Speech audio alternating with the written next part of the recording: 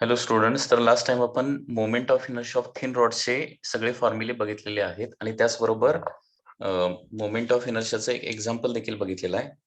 Okay, moment of inertia of rectangular frame किंवा moment of inertia of two rods बघितलेला आहे.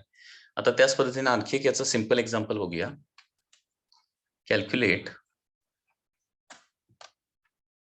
Moment of inertia of L shaped frame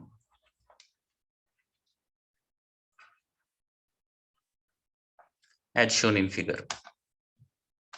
As shown in figure about given axis. About given axis.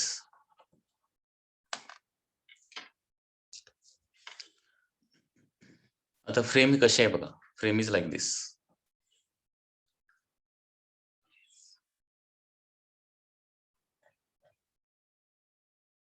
This frame is made of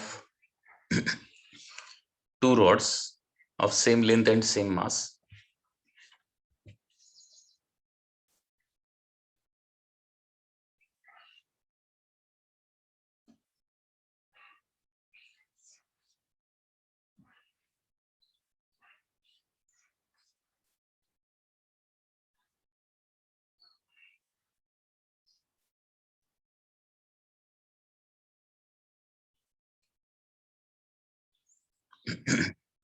So these are the two thin rods. These are the two thin rods which are for making a frame like this. प्रत्येक रॉडची length L आहे आणि प्रत्येक रॉडचा मास किती आहे M आहे. तर या axis भोवती मोमेंट ऑफ इनर्शिया आपल्याला कॅल्क्युलेट करायची आहे. Moment of inertia about this axis. So axis कसा आहे बघा. सर्कल डॉट म्हणजे काय आहे, हा इनवर्ड आउटवर्ड ऍक्सिस आहे. म्हणजे तुमच्या पेजला किंवा तुमची जी स्क्रीन आहे त्या स्क्रीनला काय आहे, परपेंडिक्युलर ऍक्सिस आहे. तर या ऍक्सिस भोवती मोमेंट ऑफ इनर्शिया आपल्याला कॅल्क्युलेट करायची आहे. आता या ऍक्सिस भोवती मोमेंट ऑफ इनर्शिया कॅल्क्युलेट करण्यासाठी मी काय करणार, सुरुवातीला सपोज याला मी एक्स ऍक्सिस कन्सिडर करतो. या ऍक्सिस भोवती मोमेंट ऑफ इनर्शिया कॅल्क्युलेट करणार. Suppose this is X axis. Okay, त्याच्यानंतर सपोज हा वाय ऍक्सिस आहे. ओके, या वाय ऍक्सिस भोवती मोमेंट ऑफ इनर्शिया कॅल्क्युलेट करणार आणि मग परपेंडिक्युलर ऍक्सिस थेरम आपण वापरू शकतो. Okay, that is I Z. म्हणजे इनवर्ड आउटवर्ड ऍक्सिस म्हणजे कुठला असणार आहे, झेड ऍक्सिस असणार आहे. That is I Z is equal to I X plus I Y असा परपेंडिक्युलर ऍक्सिस थेरम आपण इथं यूज करू शकतो. परंतु त्याच्यासाठी ही एल शेप्ड जी फ्रेम आहे त्या फ्रेमच्या प्लेन मधल्या दोन म्युच्युअली परपेंडिक्युलर ऍक्सिस म्हणजे एक्स ऍक्सिस आणि वाय ऍक्सिस भोवती आपल्याला मोमेंट ऑफ इनर्शिया अगोदर काढून घ्यावी लागणार आहे. आता moment of inertia about X axis कसं येणार बघा. Moment of inertia about X axis बरोबर. आता फॉर एक्झाम्पल याला रॉड नंबर 1 म्हटलं आणि याला रॉड नंबर 2 जर म्हटलं तर रॉड नंबर 1 जो आहे, रॉड नंबर 1 साठी एक्स ऍक्सिस कसा आहे बघा, passing through end perpendicular to length. आहे ना. एक्स ऍक्सिस कसा आहे बघा, रॉड नंबर 1 साठी पासिंग थ्रू एंड आणि परपेंडिक्युलर टू लेंथ आहे. आणि एखाद्या रॉडच्या एंड मधून जर ऍक्सिस पास होत असेल, परपेंडिक्युलर टू लेंथ असेल, तर मोमेंट ऑफ इनर्शिया किती असते, ml²/3. फॉर्म्युले आठवायला पाहिजेत. So moment of inertia of x about X axis म्हणजे रॉड नंबर 1 चे येणार आहे, that is ml²/3. Rod number 1 चे येणार आहे ml²/3. लक्षात आलं का बघा.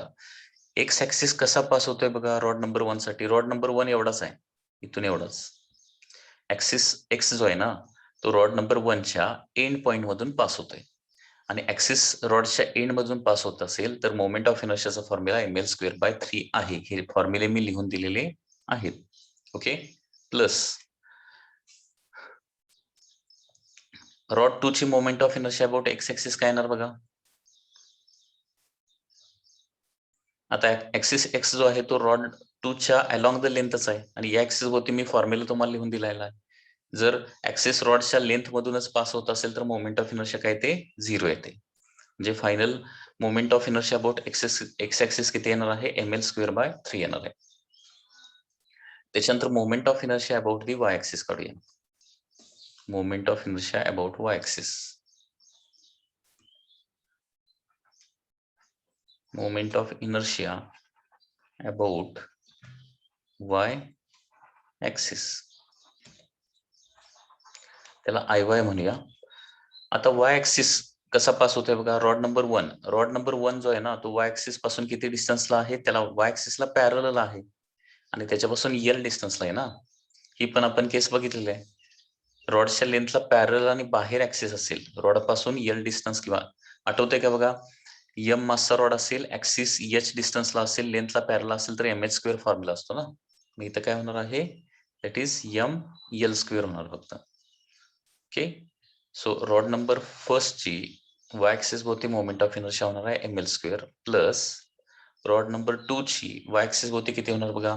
आता रॉड नंबर 2 च्या एंड पॉइंट मधून y ऍक्सिस पास होतोय आणि एंड पॉइंट मधून y ऍक्सिस पास होत असेल तर ML² बाय काय येणार आहे, 3 येणार. म्हणजे टोटल काय येणार आहे, 4 ML² बाय 3. हे x ऍक्सिस आणि y ऍक्सिस भोवती मोमेंट ऑफ इनर्शिया झाली. ओके, आता by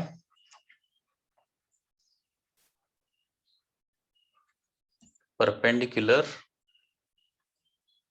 Axis theorem. By perpendicular axis theorem काय होणार बघा, moment of inertia about z axis is equal to moment of inertia about x axis plus moment of inertia about the y axis. So Iz is equal to ML² by 3 plus 4 ML² by 3. So total answer येणार आहे, that is 5 ML² by 3 is the total answer. Okay, 5 ML² by 3 is the final answer. Next we are going to study the moment of inertia of ring. रिंगच्या moment of इनर्शियाचे फॉर्म्युले बघायचे आहेत. आता पहिली मोमेंट ऑफ इनर्शिया आपण इंटिग्रेशन कॅल्क्युलेट करणार आहे, and that is the about an axis passing through centre of mass and perpendicular to its plane. बघा, first moment of inertia of ring about an axis passing through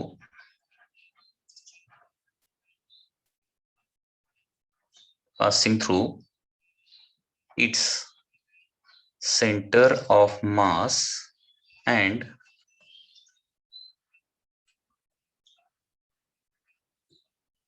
perpendicular to its plane. Perpendicular to its plane. म्हणजे याची diagram कशी येणार बघा.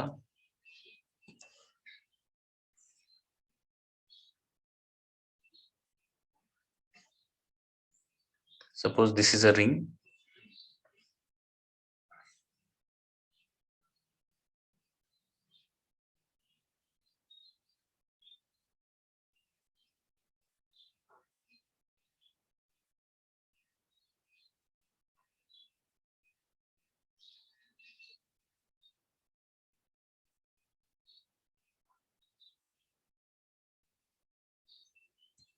Okay, so this is the ring आणि axis कसा pass होतोय, त्याच्या सेंटर मधून पास होतोय axis. Axis is passing through its centre.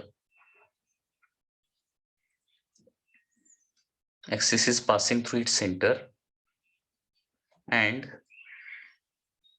perpendicular to its plane. Axis is passing through its center and perpendicular to its plane. असा axis आहे. तर या ऍक्सिस होती आपल्याला मोमेंट ऑफ इनर्शिया काढायची आहे. याच्यामध्ये M is the mass of the ring असणार आहे and capital R is the radius of the ring असणार आहे. ओके, आता एखाद्या होमोजिनियस बॉडीची मोमेंट ऑफ इनर्शिया पुन्हा एकदा आपण कसं कॅल्क्युलेट करतो बघा. सुरुवातीला आपण काय करतो, स्मॉल इलेमेंटची मोमेंट ऑफ इनर्शिया काढतो आणि त्याच्यानंतर त्याचं इंटिग्रेशन घेतलं की आपल्याला संपूर्ण बॉडीची मोमेंट ऑफ इनर्शिया मिळते. नेहमीची मेथड इंटिग्रेशनची वापरायची. बघा पुन्हा एकदा सांगतोय, त्या बॉडी मधला एक स्मॉल एलिमेंट घ्यायचा, त्याची मोमेंट ऑफ इनर्शिया कॅल्क्युलेट करायची आणि त्याचं इंटिग्रेशन घेतलं, समेशन केलं की संपूर्ण बॉडीची मोमेंट ऑफ इनर्शिया आपल्याला मिळणार आहे. ओके, याच्यामध्ये consider a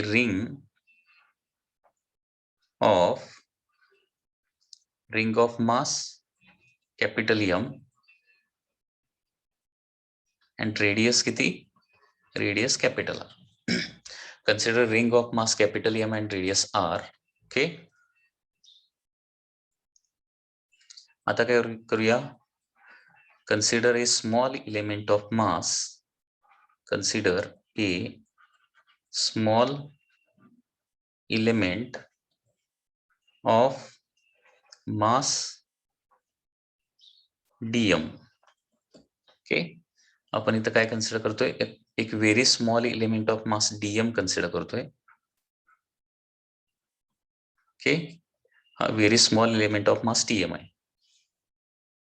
on the ring.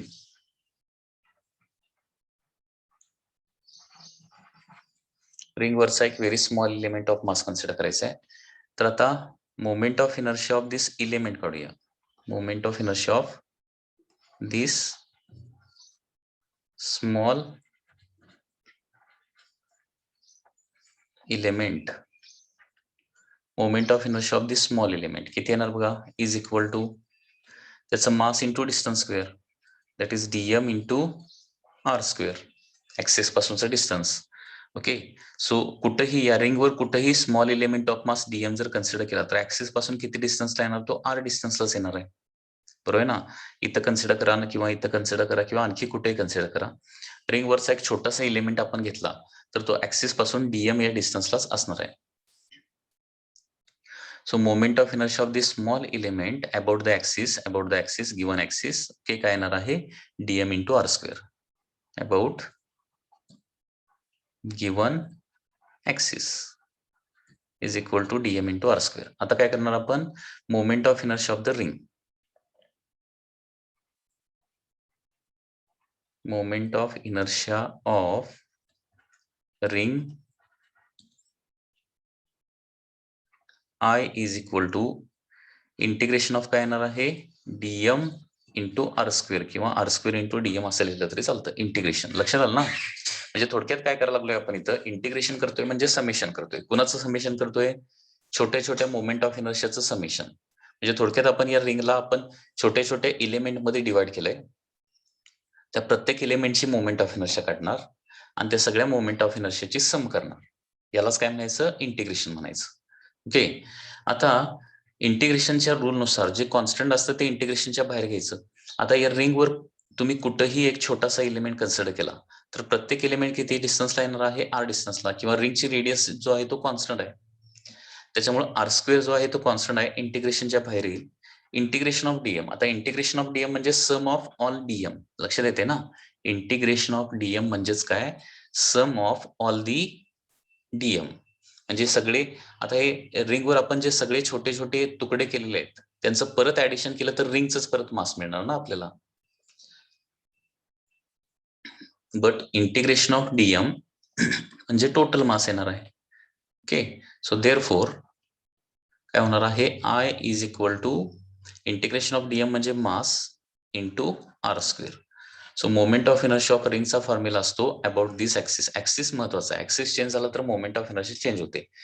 Okay, तर नेहमी लक्षात ठेवा मोमेंट ऑफ इनर्शिया फक्त वर्ड वापरायचं नाही, moment of inertia about which axis हे देखील क्लिअरली तिथं स्टेट करायचं आहे. ठीक आहे, so moment of inertia about an axis passing through centre of mass and perpendicular to its plane असतं mr square.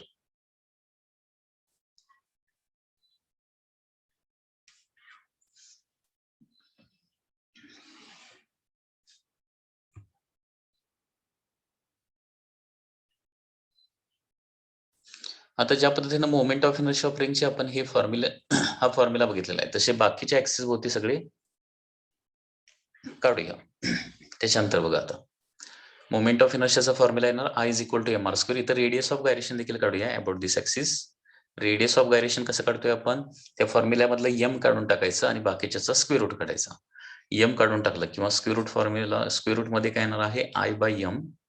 So under root mr square divided by M.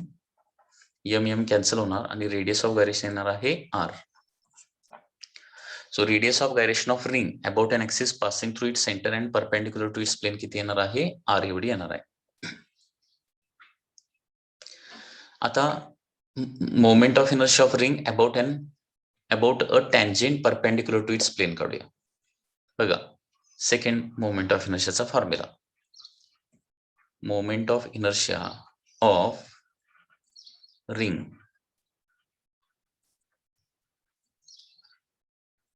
about tangent and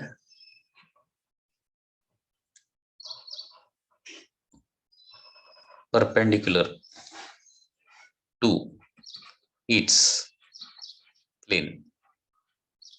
Moment of inertia of ring about tangent and perpendicular to its plane. कसं होणार बघा.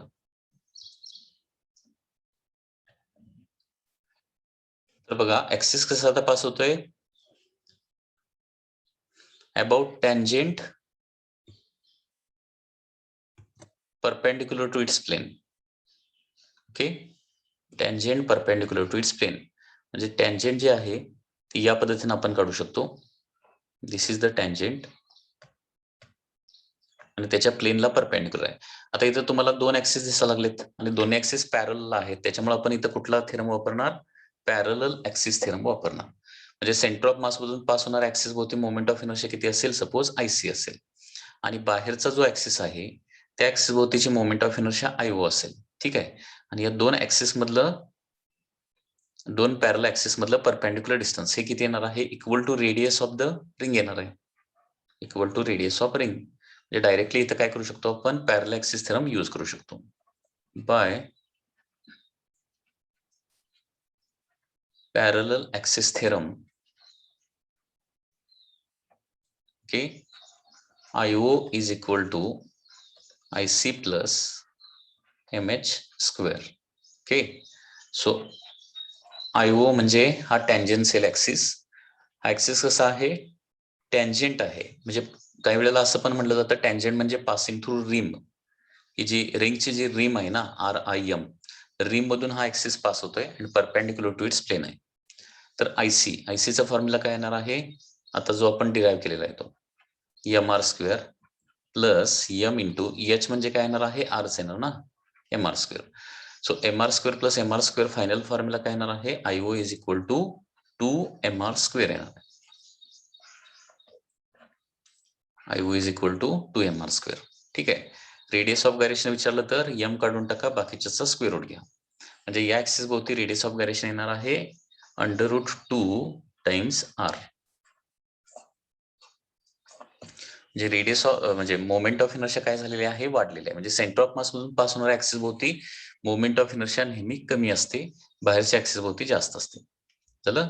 आता हे second axis भोवती झालं. आता third, moment of inertia of ring about diameter काढूया. Moment of inertia of ring about diameter, about any diameter. म्हणजे ऍक्सिस जो आहे तो अलॉंग द डायमीटर आहे. थोडक्यात axis is along the diameter.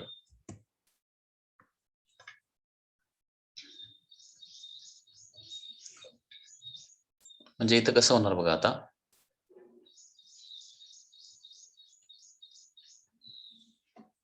Axis is like this along the diameter.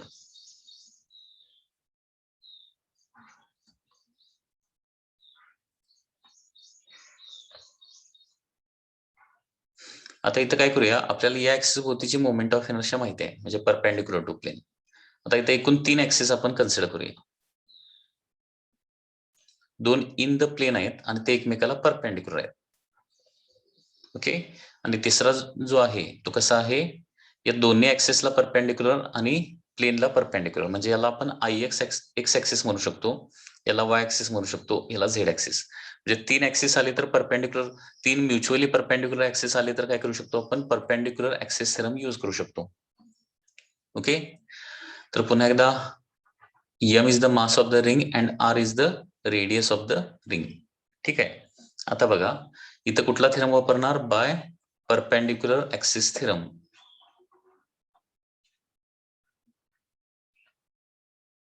Bye perpendicular axis theorem by perpendicular axis theorem काय होणार बघा, IZ is equal to IX plus काय येणार आहे, IY येणार आहे. IZ is equal to IX plus IY. ठीक आहे. आता IZ म्हणजेच काय येणार आहे, moment of inertia about centre of mass passing through its moment of inertia about an axis passing through its centre of mass and perpendicular to its plane. याचा formula आपल्याला माहित आहे. आता एक्स हा ऍक्सिस कसा आहे बघा, अलॉंग द डायमीटरच आहे. तर IX ला काय म्हणू शकतो आपण, moment of inertia about diameter म्हणू शकतो. IY देखील काय आहे, एक आणखी एक डायमीटरच आहे. ओके, वाय ऍक्सिस हा देखील काय आहे, एक अलॉंग द डायमीटरच पास होतोय. सो IY म्हणजे देखील moment of inertia about diameter म्हणू शकतो आपण. आता IC चा फॉर्म्युला काय आहे, mr² आहे. About an axis passing through centre of mass perpendicular to its plane, mr² आहे ना. आणि I diameter plus I diameter म्हणजे काय होणार आहे, 2 टाइम्स I डायमीटर होणार. म्हणजे moment of inertia about an axis along the diameter, म्हणजे ऍक्सिस अलॉंग द डायमीटर असेल तर मोमेंट ऑफ इनर्शियाचा फॉर्म्युला येणार आहे mr²/2. आणि रेडियस ऑफ गायरेशन किती येणार, m काढून टाकलं तर दॅट इज r/√2. m काढून टाकायचं, बाकीच्याचा स्क्वेअर रूट घ्यायचा. मोमेंट ऑफ इनर्शिया अबाउट डायमीटरचा फॉर्म्युला काय असतो, mr²/2. म्हणजे थोडक्यात passing through centre perpendicular to its plane mr² असेल. म्हणजे या ऍक्सिस भोवती mr² असतं आणि या ऍक्सिस भोवती बरोबर किती येतं, mr²/2 येतं. या ऍक्सिस भोवती पण किती येणार आहे, mr²/2 येणार आहे. म्हणजे mr²/2 प्लस mr²/2 म्हणजे काय येणार आहे, टोटल mr² येणार आहे.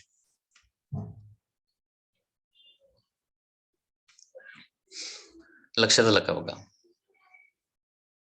याच्यानंतर fourth axis,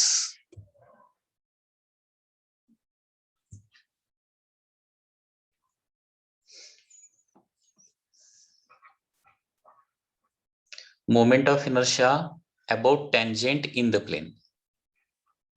Moment of inertia of ring about tangent in the plane. मगाशी पण tangentच होती, पण ती कशी होती, परपेंडिक्युलर टू प्लेन होती. Moment of inertia about tangent in the plane.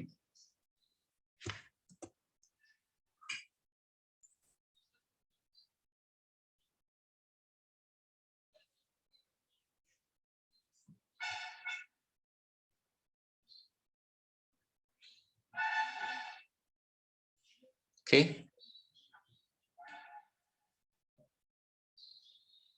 आता बघा, सेंटर ऑफ मास मधून पास होणारा ऍक्सिस अगोदर काढतो, which is along the diameter.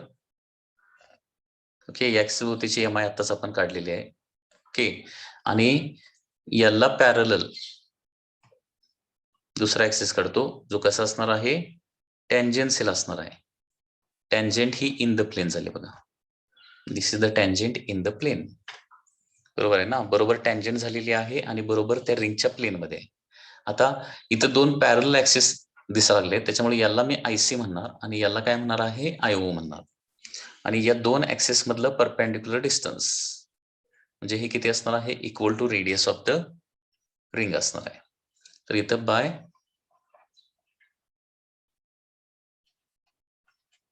Parallel axis theorem,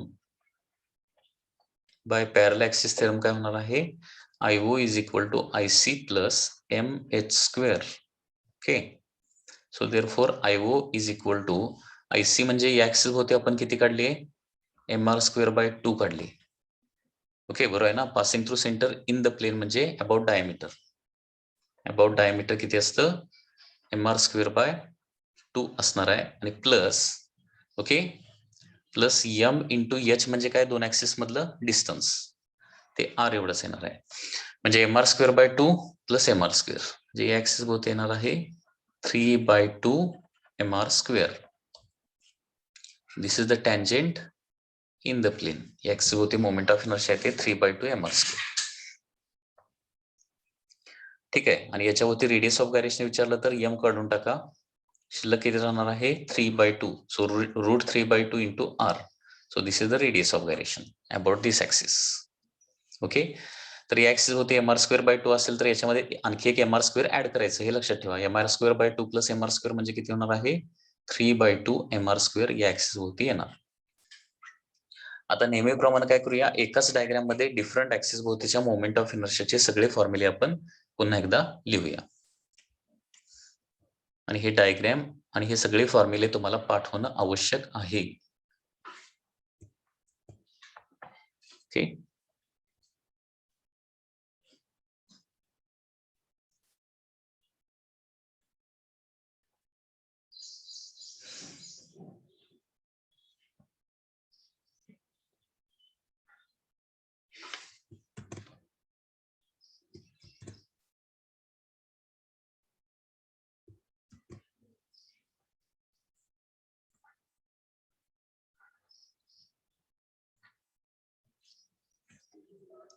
सगळे ऍक्सिस काढतो अगोदर.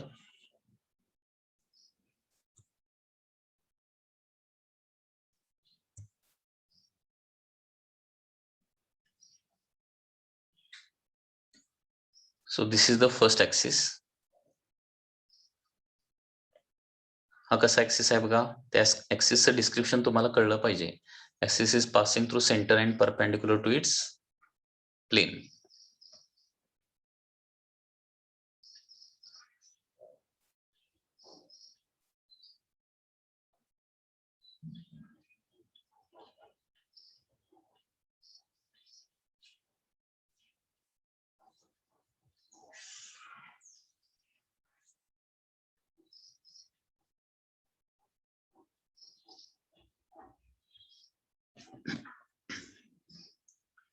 So this is the first axis. त्याच्यानंतर सेकंड ऍक्सिस कसा आहे,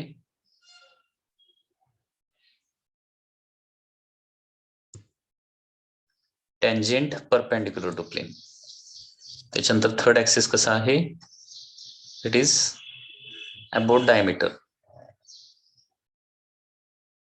दिस इज द थर्ड ऍक्सिस. त्याच्यानंतर फोर्थ ऍक्सिस कसा आहे, that is tangent in the plain.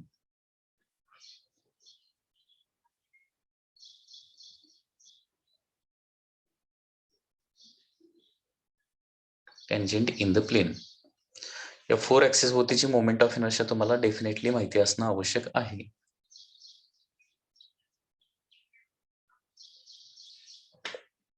So this is axis number 1. This is axis number 2. This is axis number 3. This is axis number 4.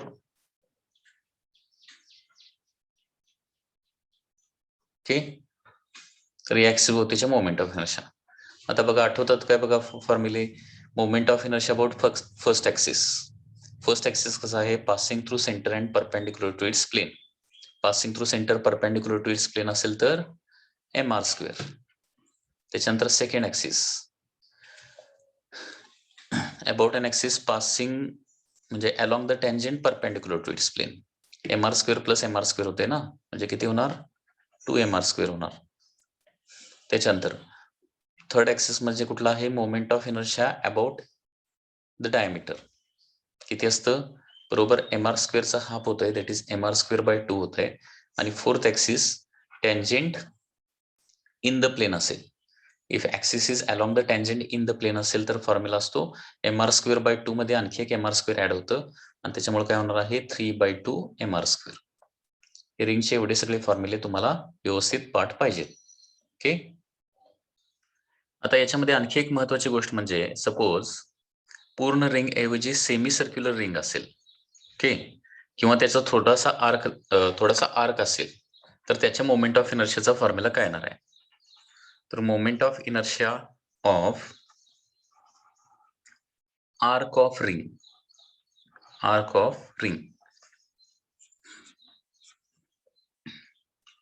Okay. Suppose this is one arc of the ring, किंवा तीच पुन्हा diagram आपण घेऊया. Suppose ही complete ring आहे. या complete ring ऐवजी काय आहे, छोटासा आर्क त्याच्यामध्ये आपल्याला फक्त घ्यायचा आहे, लाईक दिस.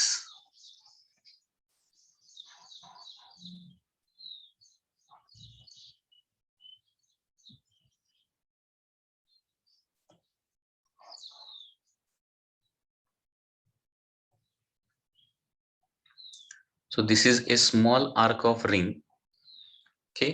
आणि या आर्कचं मास लक्षात घ्या. इथं आता यम म्हणजे काय येणार आहे, मास ऑफ रिंग नव्हे, मास ऑफ आर्क घेणार आहे. Mass of arc is M and R is the radius of the arc असणार, रेडियस ऑफ आर्क. ठीक आहे. तर या आर्कच्या मोमेंट ऑफ इनर्शियाचा फॉर्म्युला वन्स अगेन ऍक्सिस कसा आहे, passing through centre and perpendicular to its plane आहे. Okay.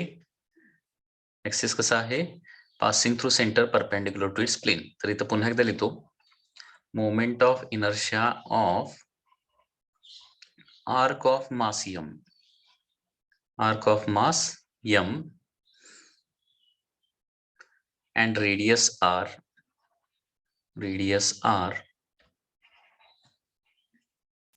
about axis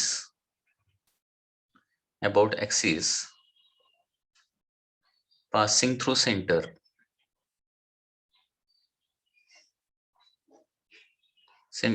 okay, passing through center and perpendicular to its plane.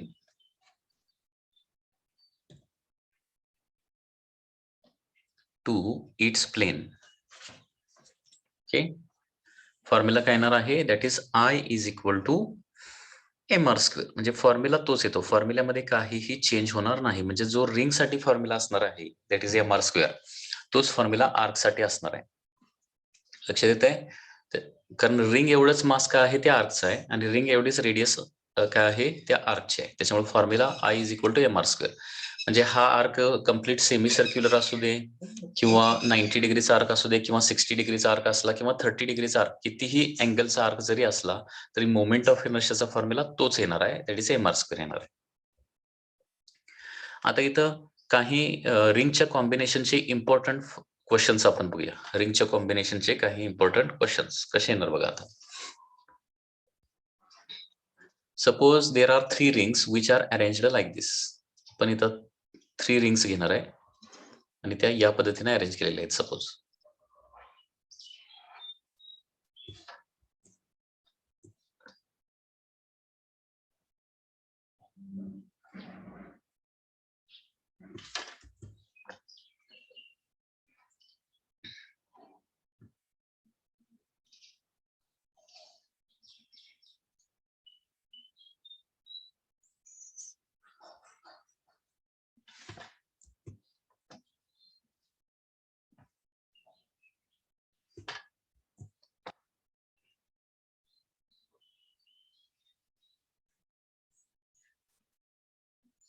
there are 3 rings like this which are kept such that all are touching each other like this. प्रत्येक रिंगचं मास आहे m आणि प्रत्येक रिंगची radius आहे r आणि axis कसा आहे बघा, axis is suppose given like दिस.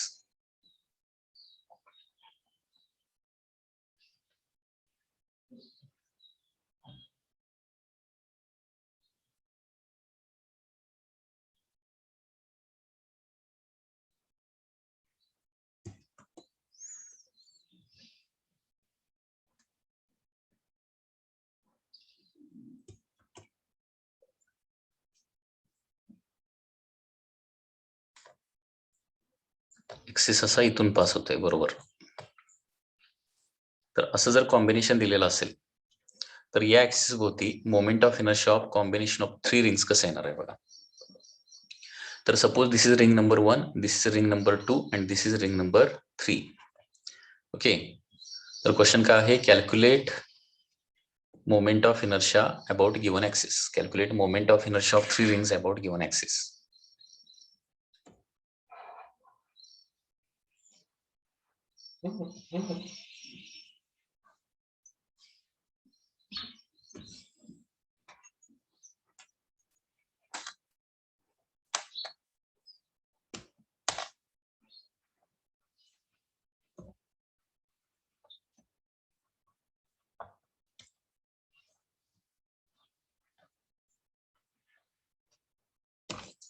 कसं येणार बघा, टोटल मोमेंट ऑफ इनर्शिया म्हणजे moment of inertia of the first ring plus moment of inertia of the second ring plus moment of inertia of the third ring. आता moment of inertia of first ring कसं येणार बघा, हा जो given axis आहे तो first रिंगच्या कुठून pass होतोय हे तुम्हाला लक्षात आलं पाहिजे आणि त्या ऍक्सिस भोवतीचा मोमेंट ऑफ इनर्शियाचा फॉर्म्युला तुम्हाला पाठ पाहिजे. फर्स्ट ऍक्सिस जो आहे ना, सॉरी ऍक्सिस जो आहे ना तो फर्स्ट रिंगच्या अलॉंग डायमीटर पास होतोय, अलॉंग डायमीटर. त्याच्यामुळं डायमीटर भोवती मोमेंट ऑफ इनर्शिया किती असते, mr²/2. ओके प्लस आता सेकंड रिंग साठी ऍक्सिस कसा आहे, टँजेंट आहे, टँजेंट सेकंड रिंग साठी. आणि टँजेंट कसे आहे, दोन प्रकारचे टँजेंट असतात, tangent in the plane and tangent perpendicular to plane. तर ही जी टँजेंट आहे ती कशी आहे, इन द प्लेन आहे. So tangent in the plane जर असेल तर फॉर्म्युला काय येणार आहे, दॅट इज 3mr²/2. आणि थर्ड रिंग साठी देखील काय आहे, टँजेंट आहे. पुन्हा एकदा हा ऍक्सिस म्हणजे थर्ड रिंग साठी टँजेंट आहे आणि ते देखील इन द प्लेन आहे, दॅट इज 3mr²/2. म्हणजे total moment of inertia of this 3 ring system about the given axis किती येणार आहे, 3mr² + 3mr² + mr². म्हणजे किती होणार आहे, 7mr²/2 येणार आहे, 7mr²/2. लक्षात येते, 7mr²/2.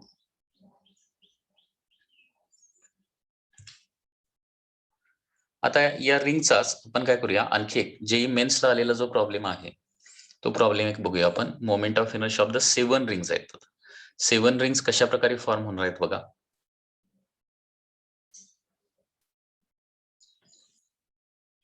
आता क्वेश्चन काय आहे, calculate moment of inertia of following 7 rings. Following 7 rings about axis through point O and perpendicular to its plane. Okay. म्हणजे O पॉइंट जो आहे तो हा पॉइंट दिलाय, फॉर एक्झाम्पल हा पॉइंट आहे इथं. Okay, this is the point O and perpendicular to plane म्हणजे इनवर्ड आउटवर्ड ऍक्सिस आहे. Axis is inward and outward. Okay, so axis is passing through center of this ring, that is point O, and perpendicular to its plane. तर या axis भोवती moment of inertia या 7 रिंगची काढायला सांगितलेली आहे. आता हे कसं कॅल्क्युलेट करता येईल, तर काय करूया, अबाउट सेंटर ऑफ मास अगोदर मोमेंट ऑफ इनर्शिया कॅल्क्युलेट करूया. अबाउट सेंटर ऑफ मास या ऍक्सिस भोवती, याला काय म्हणूया, सी म्हणूया. आणि एकदा सेंटर ऑफ मास भोवती मोमेंट ऑफ इनर्शिया कळाली की पॅरल ऍक्सिस थेरम वापरून, कारण हा ऍक्सिस आणि हा ऍक्सिस म्हणजे सी पॉईंट मधून पास होणारा ऍक्सिस आणि ओ पॉईंट मधून पास होणारा ऍक्सिस हे दोन्ही ऍक्सिस एकमेकाला पॅरल असणार आहेत, त्याच्यामुळे आपण पॅरल ऍक्सिस थेरम इथे यूज करू शकतो. आता सी ऍक्सिस भोवती मोमेंट ऑफ इनर्शिया काढायची आहे. Okay, so this is ring number 1, ring number 2, ring number 3, ring number 4, ring number 5, ring number 6 आणि सेंटरची रिंग नंबर आहे 7. ओके, सो सुरुवातीला moment of inertia of all rings about point C काढूया. About point C किंवा about axis C. ठीक आहे,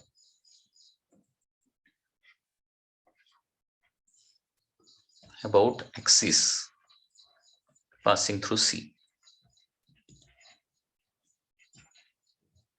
about axis passing through C. C point मधून pass होणारा जे ऍक्सिस आहे त्या ऍक्सिस भोवती मोमेंट ऑफ इनर्शिया अगोदर कॅल्क्युलेट करूया.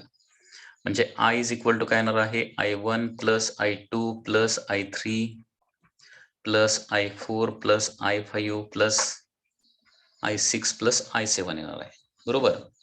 आता बघा, पहिल्याची मोमेंट ऑफ इनर्शिया किती येणार बघा. पहिल्याच्या सेंटर ऑफ मास मधून ऍक्सिस जर पास होत असेल, पहिल्या रिंगच्या सेंटर ऑफ मास मधून पास होत असेल, तर सेंटर ऑफ मास मधून पास होत असेल तर ऍक्सिस फॉर्म्युला काय येणार आहे, mr² ना. आता ऍक्च्युली सी या पॉइंट भोवती 1 ची जेवढी येणार तेवढीच 2 ची येणार, तेवढीच 3 ची येणार, तेवढीच 4 ची येणार, तेवढीच 5 ची येणार, तेवढीच काय येणार आहे, 6 ची येणार आहे. म्हणजे एकदा 1 ची काढली की त्याला 6 न आपण मल्टिप्लाय करू शकतो. तर या 1 ची moment of inertia about an axis passing through C काढायचा आहे. ठीक आहे. म्हणजे पुन्हा एकदा इथं आपल्याला पॅरलल ऍक्सिस थेरमच वापरावा लागणार. म्हणजे 1 ची मोमेंट ऑफ इनर्शिया अगोदर याला 7 टाइम्स लिहितो. 7 टाइम्स, सॉरी 7 नाही 6 टाइम्स. 6 टाइम्स. कारण जेवढी I1 तेवढंच I2 तेवढंच I3 तेवढंच I4 तेवढंच I5 तेवढंच I6 असणार आहे. ओके, मग त्यांचं ऍडिशन म्हणजे काय होणार आहे 6 टाइम्स होणार. पहिल्याचे मोमेंट ऑफ इनर्शिया म्हणजे about an axis passing through its centre of मास किती येणार mr स्क्वेअर येणार.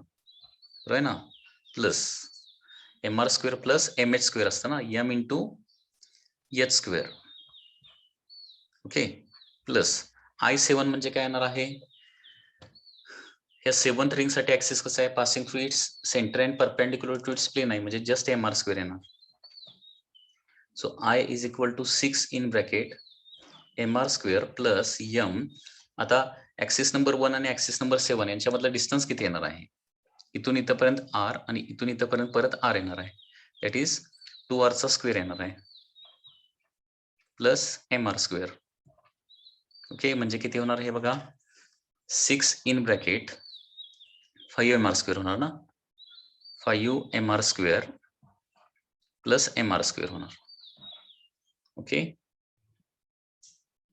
कॅल्क्युलेशन बघा 6 into 5 that is 30mr square plus mr square. म्हणजे moment of inertia about this axis passing through centre of all 7 rings किती येणार आहे 31mr square येणार. Okay, लक्षात आलं का बघा, दिस इज 31mr स्क्वेअर. झालं. आता या ऍक्सिस भोवती झाला, आता axis through moment of inertia about point O काढायचा आहे. सो बाय काय येणार आहे पॅरलल ऍक्सिस थेरम येणार. आता by parallel axis theorem, by parallel axis theorem काय होणार आहे IO इज इक्वल टू, यालाच आपण IC असं म्हणणार, IO is equal to IC plus MH square.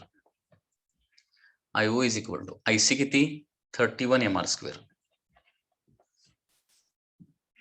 आता m मास म्हणजे कुणाचं मास घ्यायचं आहे, एका रिंगचं नव्हे 7 रिंगचं मास येणार आहे. 7m इंटू h म्हणजे C ऍक्सिस आणि O ऍक्सिस यांच्यामधला डिस्टन्स किती येणार आहे 2r येणार, याचा square. So IO is equal to काय येणार आहे 31mr square plus 28mr square होणार, कारण 7 इंटू हे स्क्वेअर केल्यानंतर 4 होणार ना. So IO total final answer येणार आहे 28 म्हणजे किती होणार आहे 59mr स्क्वेअर. 28 प्लस 31 म्हणजे 59mr square. So this is the final answer. तर moment of inertia about an axis passing through O perpendicular to its plane येणार आहे 59mr स्क्वेअर. ओके,